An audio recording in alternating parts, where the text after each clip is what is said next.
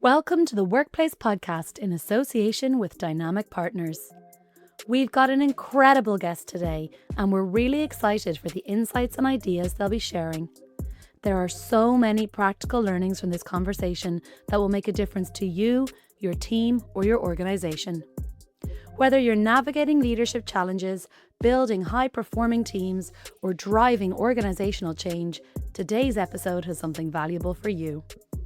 If your organization is interested in exploring this topic further or would benefit from a workshop, feel free to get in touch via our website, dynamicpartners.ie. Now, let's start the conversation. Welcome to the Workplace Podcast. Joining me today to discuss his book, The Science of Leadership, 9 Ways to Expand Your Impact, is Thinkers 50 winner, Jeffrey Hull.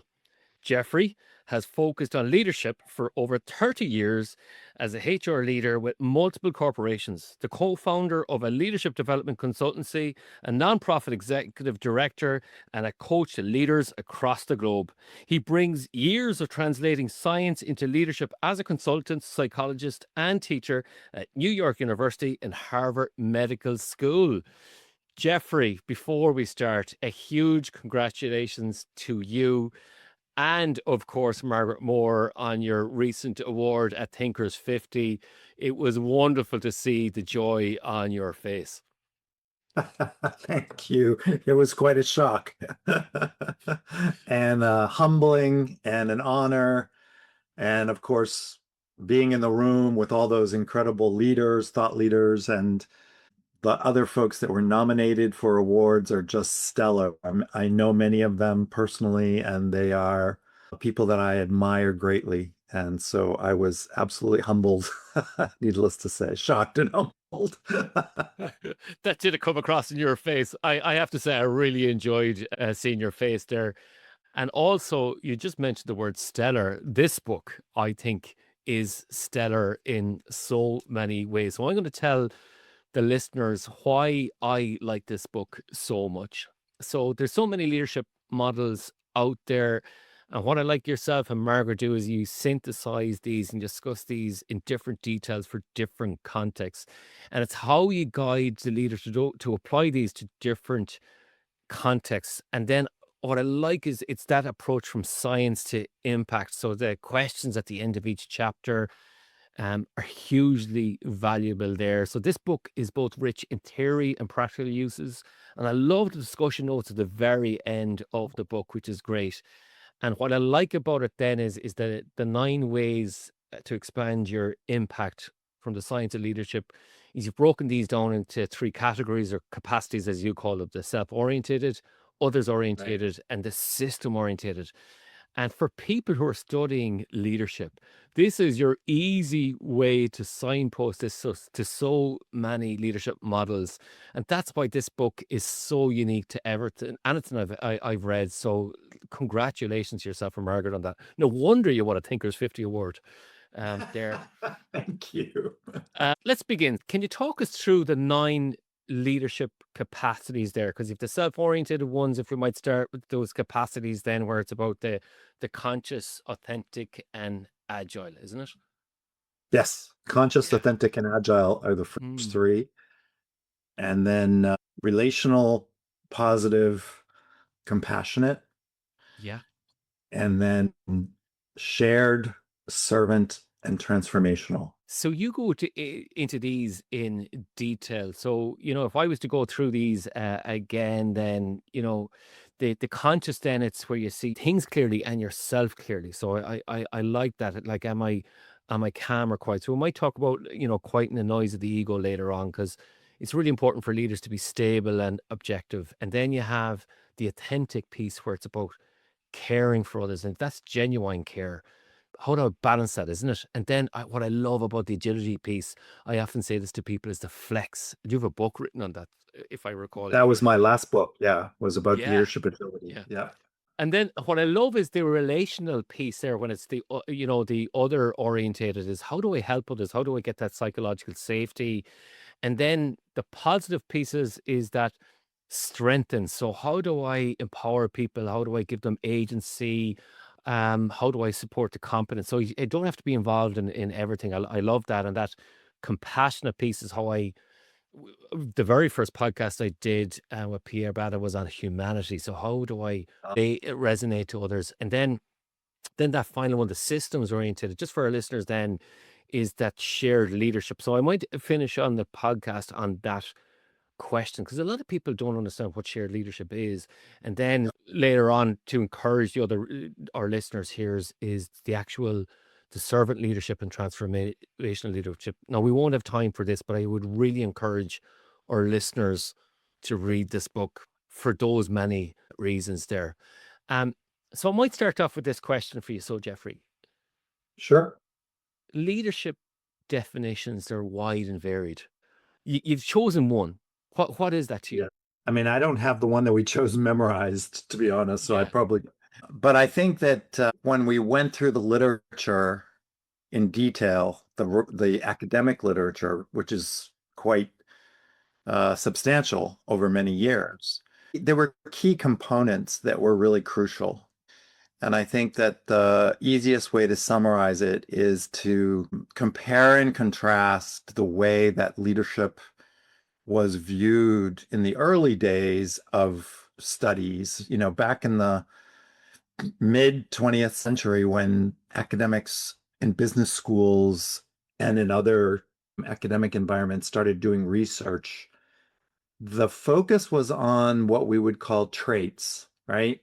There was a underlying assumption that leadership was something you were born to be. Yeah. That you had a leadership character, you had certain traits. And, I think that was useful, and it's probably has some merit even today. Yeah. But the evolution of the definition is now much broader. And I think there's two or three key components. One is that leadership effectiveness, or being a good leadership, includes a whole range of capacities. Includes behaviors, it includes attitudes, it includes energy, it includes communication style, it includes the way you present yourself as a person with others, building trust, which is like a somatic or a physical connection. So there's all sorts of capacities that then that's a core, like it's much broader than just traits. But then the second piece is that it can be developed. So leadership is a potential that lies within everyone. And then the third piece is that effective leadership is really not about the leader. It's really about the ability to coalesce a gathering of other people to carry out something special, to make a difference, to create something new, to build a company, to make a difference in the world. And that's not something that a leader does alone. It's something that a leader does with others. So ironically, the definition of leadership that you will read if you look at the book will include that ability to connect with others in a way that motivates them to want to accomplish great things. So leadership actually becomes about the followers. And those are really the key shifts that we've made since like 1940, when it was all about, are you a charismatic lead? Do you have the right traits? Are you a type A personality? All of that stuff that was very common for many, many years has evolved to this broad array of capacities, has evolved to include the ability to develop those capacities. You do not have to be born a leader. It's not genetic. You can develop those things over your lifetime. And then finally, it's a group effort. Leadership is not an I, it's a we. And that leads into the way we structured the book, which you've already mentioned, which is you start with yourself.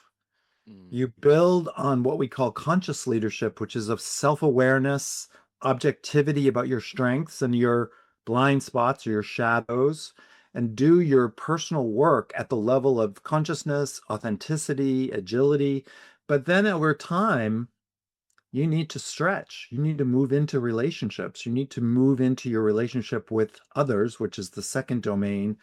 And then ultimately, if you really, in today's world, want to be a truly effective leader and have a huge impact, you need to think about how you're impacting an entire system, the team, the community, the organization, and maybe even the broader like country, whatever you define as the system in which you operate. So it's so much bigger. I guess the big takeaway is from where we started studying leadership back in the 40s to where we are today. It's so exciting because it's so much broader, it's so much bigger, there's so much more potential. And that's where coaches like myself get very inspired. And that's in fact what inspired this book was we want to have everyone feel like they have that potential within them. So speaking about that potential, sometimes that limits our potential might be that noisy ego, because you just said Mm. there, leadership is not about I, it's about we. And can Right. you make the argument there that quietening a noisy ego is your path to leading better? So what is that noisy ego? I'm a leader listening in. What might that noisy ego be? Well, first of all, I need to give a shout out to Jack Bauer for anyone who wants to take a deeper dive into what this concept of the quiet ego is all about. There's a wonderful professor, I'm forgetting, I think he might be at Indiana University, but I could be wrong. His name is Jack Bauer, and he's written an entire book that it delves deeply into this concept. But the way the ego's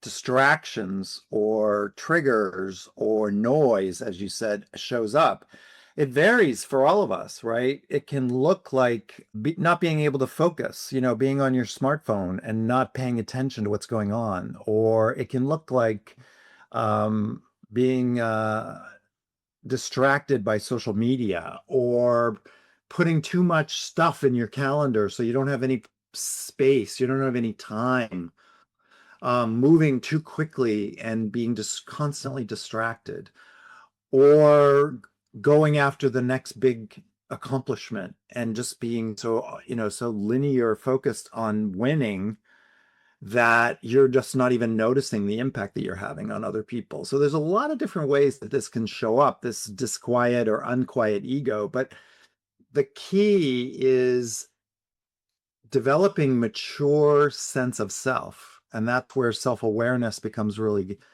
an important component. And beginning to quiet down that need to be constantly busy, be constantly distracted, be constantly energized. And in many ways, it looks like taking a deep breath, becoming present, broadening your awareness so that you become more sensitized, more sensitive to your surroundings. And at the end of the day, that means you're going to be able to reflect on important decisions. You're going to be able to take the time.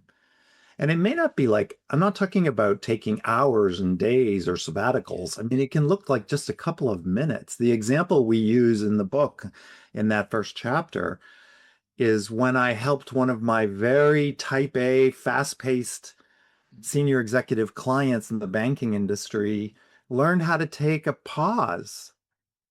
I called it a buffer zone because one of his issues was he was going from one meeting to the next meeting to the next meeting to the next meeting. And what happens is the mood from one meeting bleeds into the mood of the next meeting. So if you have an unpleasant experience in one, or a conflict or a kind of a tough moment, and you don't have any break and you don't take a breath and you don't have a way to recalibrate, then what happens is you're going to take that energy into the next meeting. And so when you go into the next meeting, which could be with someone really positive, really potentially really good, but they're going to be like, wow, you're in a really bad mood. Like, this is not fun. What did I do? Is it my fault? And of course, it may not be related at all. And so it can be a very simple shift to become grounded, to step back and pause. And ultimately, those little shifts lead to quieting down, becoming more present, quieting that ego need for constant, attention. And on one level, it's a very simple concept. and probably like a Buddhist type concept, Yeah. becoming, pausing and breathing and mindfulness. But on a broader level, if you think about it as the beginning of a journey toward being an effective leader, it's really about developing wisdom and maturity. And that's why it's so core, because you're not going to be able to do all the other stuff in our book if you don't have that grounding. Great point. And just on that, you did a shout out there to Jack Bauer. Another shout out I would give to people is Leadership Blockers by Muriel Wilkins. Wasn't she just also honored by Thinkers 50? I think she was. Yeah, I was sitting beside her. It Yeah, was great. And she's great. yeah, we struck up a great friendship there. So a big shout out to Muriel there. And on that, then, Jeffrey, you were basically talking us through the S-ART framework, which is self-awareness, self-regulation, self-transcendence. I'm thinking that's Yeah. what you were talking about there is how do we do that? And what I'd like to go to next then is you talked about that leadership style of being competitive. And for me, like how I got this far in my career was all about winning, all about being competitive. Now, why would I start just to be caring about being authentic? Why should I do that? I like, if you think about from their mind's eye is I am winning here. Why? If it ain't broke, don't fix it. If from Yeah. my point of view.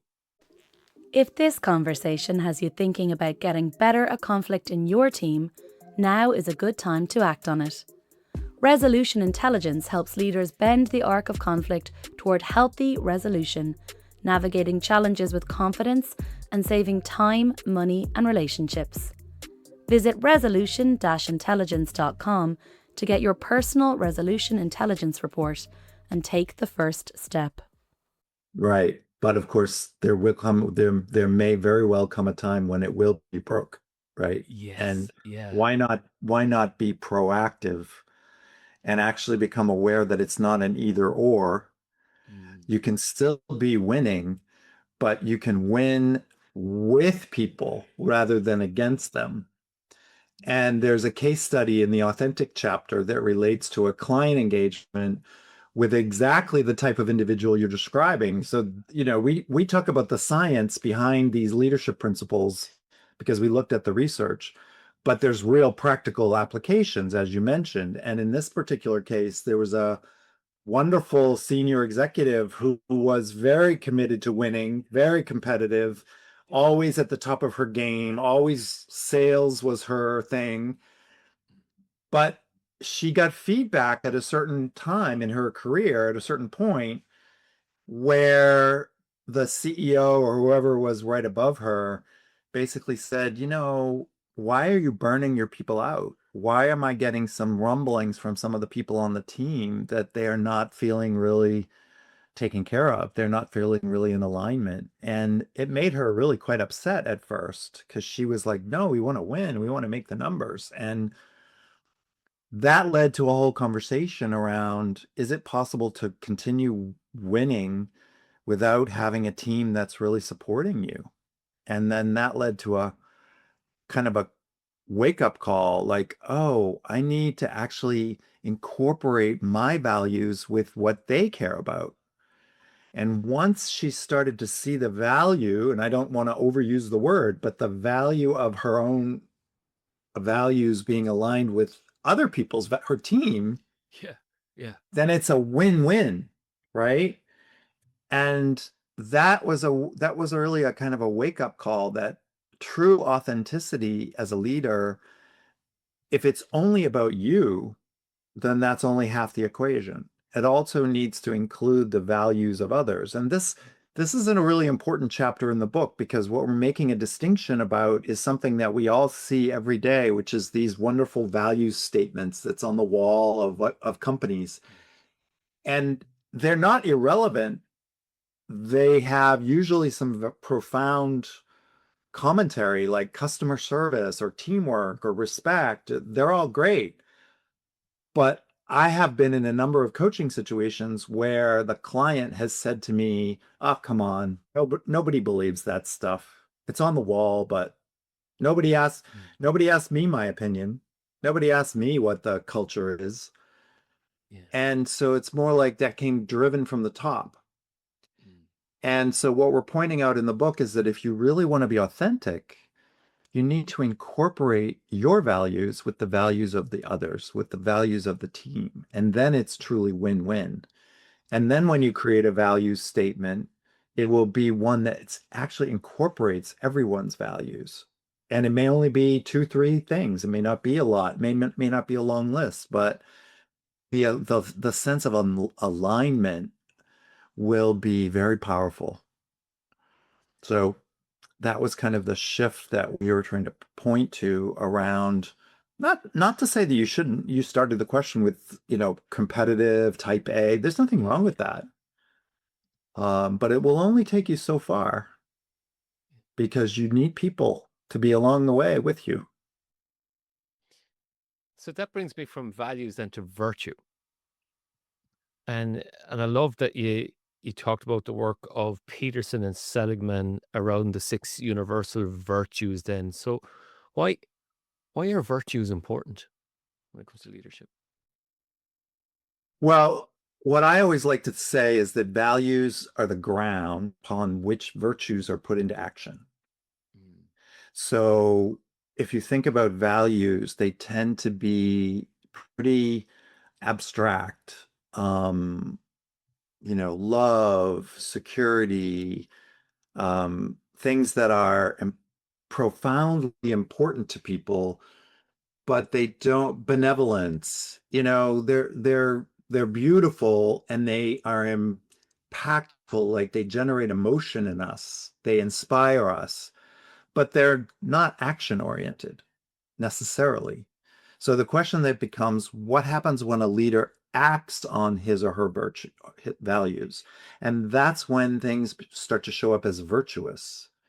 So when you're benevolent, that's a wonderful value, but it translates into a character strength of perseverance or patience or disciplined action or there's a whole list, but curiosity. Those things start to show up in the way you actually act. So they're very intertwined. And the work that positive psychologist Marty Seligman started back in the 90s and looking at the historical precedent all the way back to the Greeks and all across the world led to, I think, six core virtues. I have it in front of me here if you need a hand.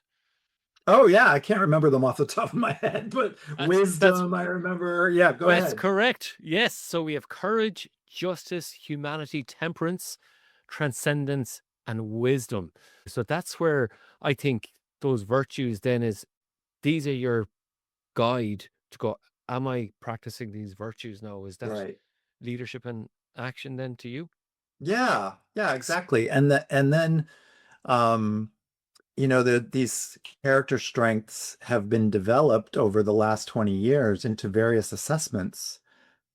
And there's some now, the VIA survey that Ryan Nemec and his colleagues created, the character strengths framework that was created at Ivy Business School. They basically took some of these core virtues and broke them out. So instead of having just six, you then have like 24 virtues, and you can assess yourself and determine what comes naturally to you. Like, which are the ones that you resonate with as a leader, as an individual, and you can get a list of like the top five or six that feel very much who you are. But then you can look at the rest of the list and ask yourself, oh, those are the areas where I can develop. And this gets back to what I said at the outset, which is leadership is a developmental process, a lifelong journey. So you can actually develop the ones that are not at the top of your comfort zone by working with a coach or by becoming just really aware that there's a lot of character strengths that you could work to develop over time. And that's what's really great about this, how this has evolved, over the last 20 years or so, is that we now have validated instruments that can tell us a lot about our personalities, a lot about our strengths, and then we can look at ways we can grow and develop. I'm going to move on to tell people my favorite chapter. Please do. Okay, let's go back to the entire book here. You have a history of leadership synthesized here. Like, I think this is fascinating. What I really like is you've gone into the agility chapter.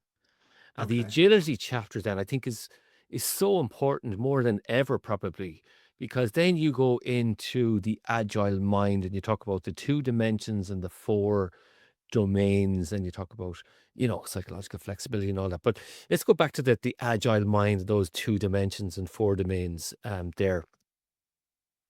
Can you tell people, like, the agile mind? How do I know I have an agile mind? Like, what is it that a bit like when we're talking about the virtue, how I can enhance my capacity or increase my capacity. When it comes to the agile mind, what should listeners be aware of? I think the way I always enter into a conversation with my clients around agility is by asking them how comfortable they are with paradox.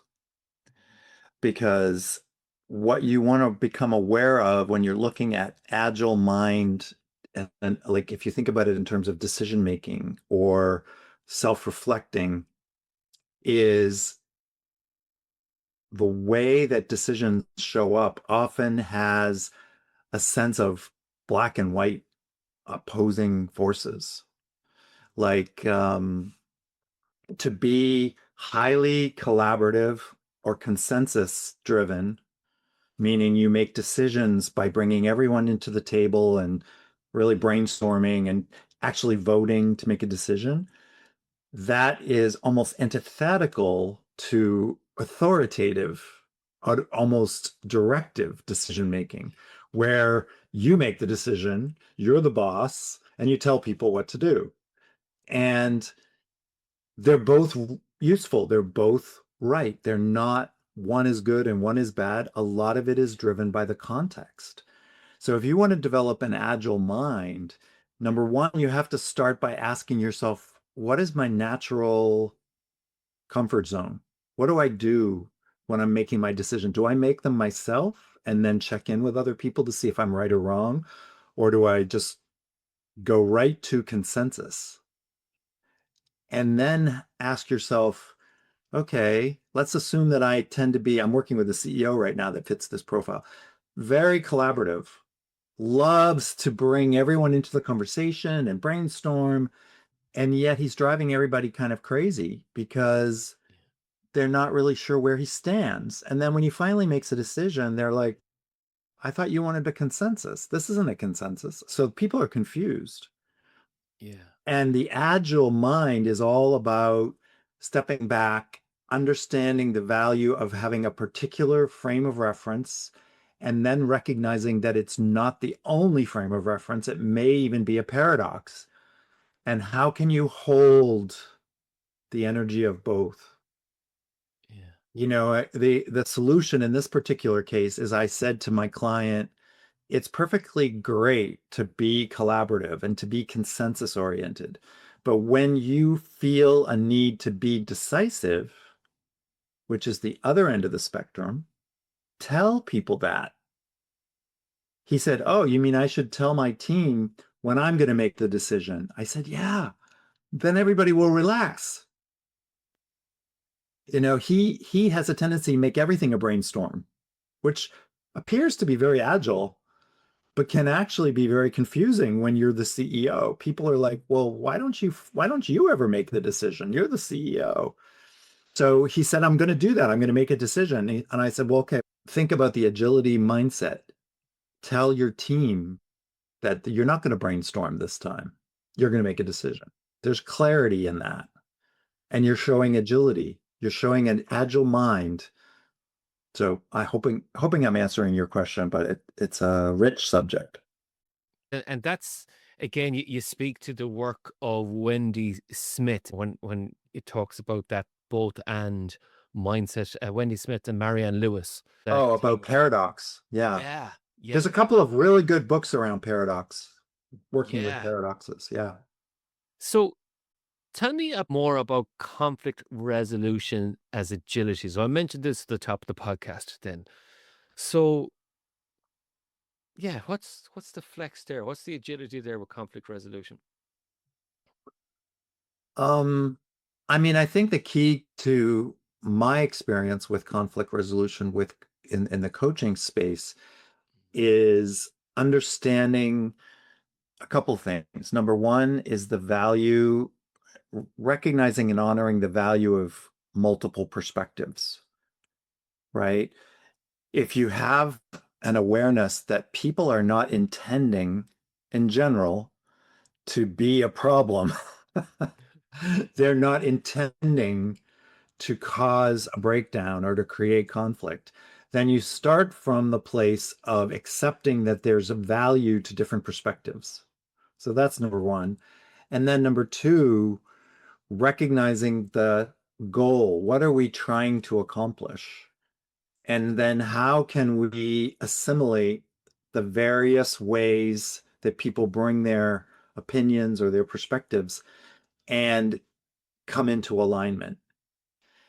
And then honoring that not everyone's going to get what they want, but being transparent about that, because the where you cause this is where agility starts to shift into things like relational and positive psychology, positive leadership. Where you run into trouble is if you're not transparent with people as a leader about these dynamics, then they don't feel psychologically safe. It's that classic, oh, you asked me for my opinion, but you don't really want my opinion. And then Yeah. people will be like, I'm in conflict with you, but I'm not going to tell you how I feel. And what happens then is you inadvertently, maybe unintentionally, create a space that's not psychologically safe. So a lot of it is about recognizing the value of different perspectives and then being very clear of what your goal is. I'm not looking to get consensus. I am looking to get feedback, two different things, Mm. just as an example. If this conversation has you thinking about getting better at conflict in your team, now is a good time to act on it. Resolution intelligence helps leaders bend the arc of conflict toward healthy resolution, navigating challenges with confidence and saving time, money, and relationships. Visit resolution-intelligence.com to get your personal resolution intelligence report and take the first step. Is it okay if I read from a chapter of the book here? You may be reminding me of something that I've forgotten, so please feel free. This is the magic of the Workplace podcast. So conflict resolution as agility. The agile flexing in navigating polarities is particularly helpful when you're seeking resolution of a conflict. An agile leader fully values, respects, and hears both sides of the polarity. This is what you just said. The way Okay. forward integrates the polarity into learning, growth, and solutions that have common ground with differences respected. And I just want to go into the agile leader then. This is from Marco Brand and his colleagues there, the German researcher on the agile leader. The agile leader responds quickly and flexible to changes and uncertainties, drives change proactively, and integrates a fast changing environment. So, people, if you are interested in leadership, especially the agile leadership aspect, definitely check this book out. So, congratulations again to yourself and Margaret. Is there anything you want to add? No, but I was just, we talked about paradox and polarities, and I was just picking up that, what we tried to point out is the multiple list of spaces where this shows up, like structured approaches versus flexible approaches, individual versus team, taking risks versus staying stable, people that are thinking oriented versus people that are feeling oriented. We're always working through these various polarities. And the more we can bring transparency to the conversation of recognizing that there's this whole either or dynamic is part and parcel of what agility requires, then the more likely people will feel psychologically safe to bring up whatever perspective they have, and the more likely you'll arrive at alignment, which is ultimately what you're trying to accomplish. I think I might introduce you and our listeners to a concept I've developed with my partner, Luke Monaghan. It's called resolution intelligence. And Oh, what I love it. we've created these resolution styles. So there's different orientations. There's the people orientation with the accommodator and the collaborator. You have the process orientation with the facilitator and the negotiator to how to get the optimal outcome. And then you have the progress then. How do you get the fixer is how do you get the ideas that work, that option development here. And then finally the driver, then how do you deliver the results there? How do you achieve those goals? So if people are interested, you can check out Resolution Intelligence, and we've done a behavioral report on that. Yeah, I please send it to me. Yeah, I'll send that to you. And that's where I think I was really taken by this, that so many people can learn how to be agile, because when we're in conflict, we're stuck quite a little bit, or when we're stuck in our careers, it's like it's a bit about that paradox piece of the polarity piece is like, what am I really good at? But also, okay, what also do I need to enhance my leadership capacity? And this is why I really enjoy this book then, because then I suppose in conflict we tend not to listen to other people. And if you quoted Right. you've quoted a previous podcast guest, Colin Fisher, about high quality listening. And I love this notion of Olympic Oh, level yeah. listening. Wonderful. What is Olympic level listening for the untrained ear? Let's call it that. Yeah, I'm a huge fan of Colin Fisher and his work around coaching, guiding, um, and what does he call it? Obstacle. There's a word for he's framed it in taking obstacles out of the way of the team. In other words, he's one of those world-renowned experts in not being a micromanager, basically. Mm. Uh, and he and his colleagues helped me and one of my colleagues develop this framing called Olympic level listening, which is recognizing that there's more than just hearing the words, right? That there is presence, actually being physically, mentally, emotionally available to people when you're doing listening. There is a perspective, like you have to become aware of where you're coming from, the perspective you're bringing to the listening, because you have your own story. It's kind of like your story that you're bringing. And then finally, what we call your persona or your personality, your role that you're bringing to.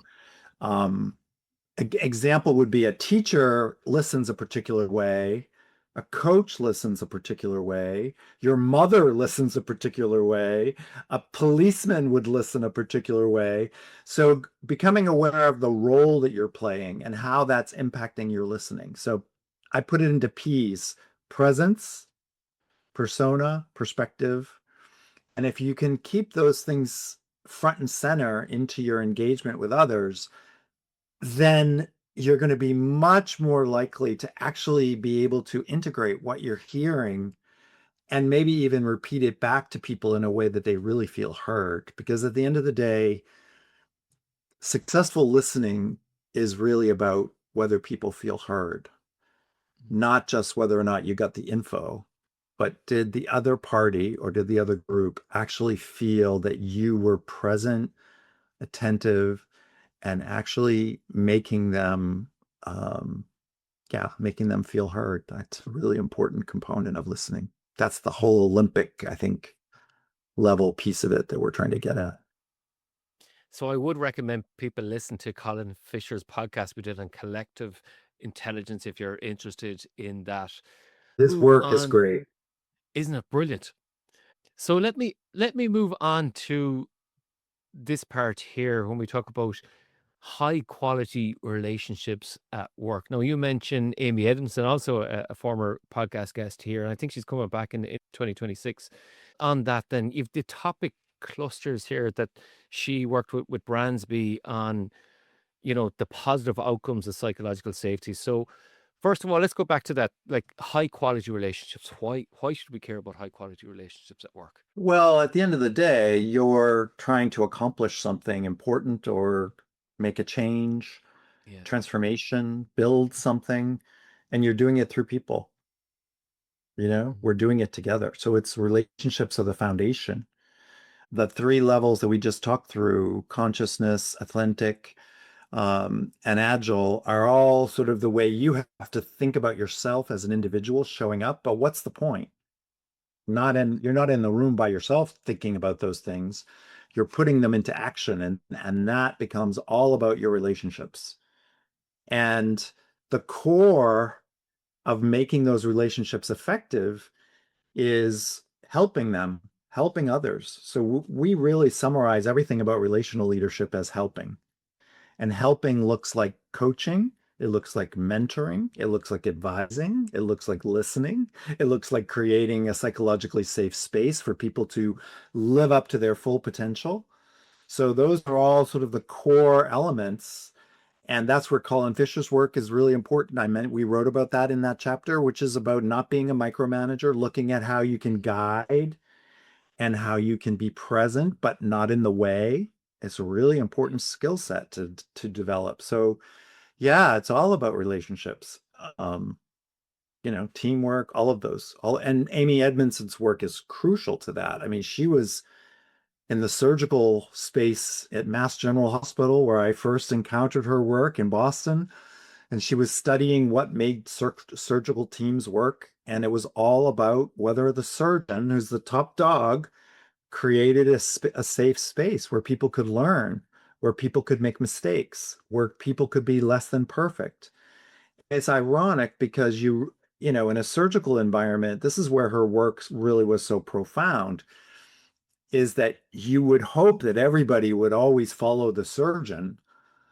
But at the end of the day, the surgeon's human. And sometimes there were those moments where someone needed to speak up. And that's what she was studying way back when she first started this research, was the more effective surgical environments, operations that were saved lives, were led by surgeons who allowed people to speak up, who created enough safety that people learned from mistakes rather than feeling punished by mistakes. And that became the core principles that she then built out worldwide. I might add what I read in the book then. So Edmondson and Bransby found 4 topic clusters of research showing positive outcomes of psychological safety: getting things done, aka performance; Yep. learning behaviors, including Yep. creativity and innovation; experience of work, including trust, authenticity, inclusion, and well-being; and then leadership, including transparency, listening, community, and two-way feedback. I like this book is jam-packed with nuggets like this, but it's like the whole book is like this. It's so rich and terry yet practical. Again, I'm raving about this book, right? Because we Okay. mentioned paradoxes before, right? And Right. in the book, you have a section where it says thriving relationships need conflict. Now, people are kind of going, what? How am I supposed to have a really good relationship and I'm going to be in conflict? This is where you talk about disagreeing with respect. And you talk about that psychological, uh, I suppose, capital. So that creativity requires experimentations and varied perspectives, and even taking risks on new ideas and new unproven initiatives. So Yep. sometimes they were missing opportunities to juice their polarities, turning them into innovation. So it's that creative differences there. So it was a bit like if I could quote Linda Hill's work, was that creative abrasion is basically what you're talking about here. Is we need Absolutely. conflict there. So Linda Hill is actually coming onto the podcast in a couple of months' time as well. Oh, You great. just you just nipped in ahead of Linda there, and that's what I want to think about is like when you're in a really stable relationship, it is okay if you're having a conflict about and this is going back to Colin Fisher's work. It's task conflict rather than, it's not personal or identity based conflict. So isn't that the case? What you're talking about there? It's just like we can agree to disagree and let's figure a way around this. And that's where I go back to that notion of resolution intelligence. Then, okay, well, Yeah. what's the problem that needs to be solved here? Yeah. No, I completely agree. And what you've done in your articulation is leap from relational all the way up to transformational. So the journey that we created in the book, it's like a map, a roadmap toward becoming transformational leader. And the stopping point at relational is about being comfortable with conflict so that when you get to things that are more sophisticated, like servant leadership and shared leadership and transformational leadership, then what you're actually doing is cultivating conflict. Because what is transformational is often based on courage and innovation and vision.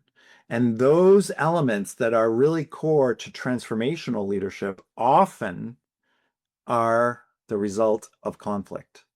It's when things rub up against each other and actually generate sparks that you get the inspiration for what's next and something new gets born. And so you take what you're doing in the way you articulated it is you're taking the core elements of relational leadership and then jumping all the way up to the transformational piece, which is about innovation and breakthroughs, creativity, curiosity actually require conflict. If you don't have conflict, you won't have anything new. It'll just be stable. And we already know what happens in industries that stay stable for 20 years, 30 years, 40 years, right? They ossify, they become bureaucratic, they slowly, Yeah. um, die down. And the days of that being able to go on for years are over. It's just not going to be possible anymore.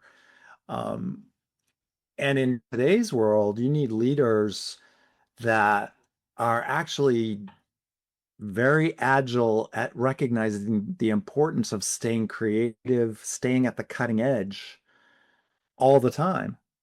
So they have to develop some comfort with conflict because it's conflict that actually motivates new ideas, new thinking.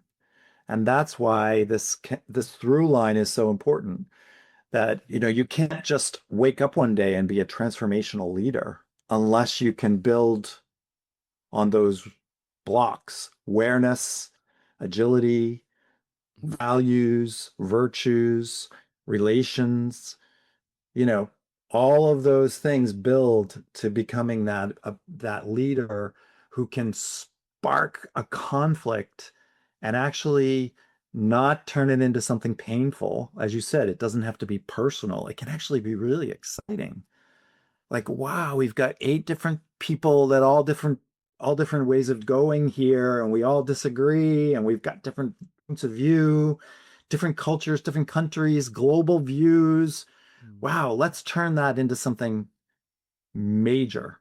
Like, how do we get inspired by what's possible and then get behind it? So you're pointing in the direction that we were headed in the book, which is towards the transformational space. And we need that more than ever. I mean, it's kind of happening whether we like it or not. So we need to all get on the bandwagon and become better at it. Speak about getting on the bandwagon together, then that brings me to what I said at the start of the podcast about shared leadership. Yeah. People might need a bit of clarity on that because shared leadership, some people might say, "Oh, that's that's that's not my. I don't need to do that. That's above my pay grade." What's shared leadership? Well, shared leadership is not something that Margaret and I came up with. I mean, that's an area of research for a lot of academics, leadership space, and it's often called distributed leadership or leader-follower exchange. But the core principles that many of the leadership researchers looked at was the dynamic that's most effective between a leader and a follower. And what they come away with is that the most effective leaders are those that get to a point in their development where they can share their strengths and empower others to lead with them. So it's actually an alignment of strengths from a gathering of people. Your CFO has strengths, your head of HR has strengths, your head of marketing has strengths. You may be an operating leader. And sharing leadership is big, stepping back and empowering those individuals to take accountability, ownership, collaborate, and actually lead with what they do well and grow with you as their coach, with you kind of behind them, egging them on. And then it becomes a we.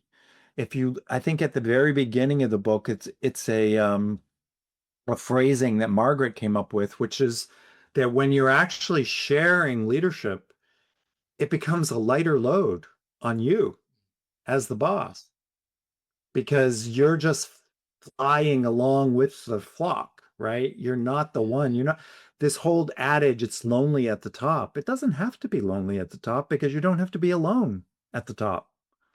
And that's what distributed or shared leadership is really all about.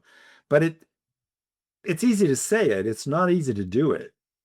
There's a couple of case studies that Margaret and I crafted in the book around shared strategy and how challenging it can be to bring people into a strategic conversation around the what, the why, the how. But if you're willing to do it, the payoff is huge because the level of alignment that you'll get and the level of commitment and loyalty and passion is much more than if you're just sitting at the top of the pile directing from on up. And that's what we were pointing to with shared leadership. I think it's an aspiration for a lot of leaders to be able to do it. I know I struggle with the nonprofit that Margaret and I lead. We have a fabulous team. And I'm even to this day asking myself, am I sharing enough of the leadership? Am I handing enough of it off? Am I making sure I'm empowering others to do things and not trying to do it all myself? I think it's probably one of the most difficult capacities for leaders, but it's really, really valuable and also very, very worthwhile because you're also developing a legacy. You know, there's a conversation that I'm sure you've had with your clients and I have around succession planning. Well, succession planning becomes a relatively easy process if you're building the leaders with you all along. It becomes, straightforward that there's people that could step in and lead beside you and with you and maybe even after you. We have been listening to co-author of The Science of Leadership, Jeffrey Hull. 9 ways to expand your impact. Jeffrey, if people were to find out more about you, your book, and Margaret Moore, how might they do so? Well, there's a whole lot of different ways, but LinkedIn, of course, just put my name on LinkedIn, Margaret's name on LinkedIn, you'll get our whole background. And then, of course, the Institute of Coaching, which is instituteofcoaching.org. And both of us are leaders of that coaching institute. And a lot of the research is available there. And then the book itself has a website, thescienceofleadership.com. So you can find us in a lot of different places. Jeffrey, thank you again for joining the Workplace Podcast, and congratulations on your Thinkers 50 award. Thank you for coming to the Workplace Podcast. Thank you for inviting me, and thank you for reading the book so closely. I love the way you have all your little tabs, and I mean, you probably know more about it than I do, which is Common awesome. feedback I'm receiving of late. I'm honored. Yeah. My genuine pleasure. What a fabulous book, Jeffrey. Thank you for coming on to the Workplace Podcast. My pleasure. Thanks for having me. Thanks so much for listening to the Workplace Podcast in association with Dynamic Partners. We really appreciate you being part of the conversation. Want to start the conversation about leadership in your organization? At Dynamic Partners, we help leaders and teams build a culture of performance that drives real results. Visit dynamicpartners.ie to find out more about our workshops and coaching services, or email info@dynamicpartners.ie to start the conversation. We're ambitious for your leadership. Are you?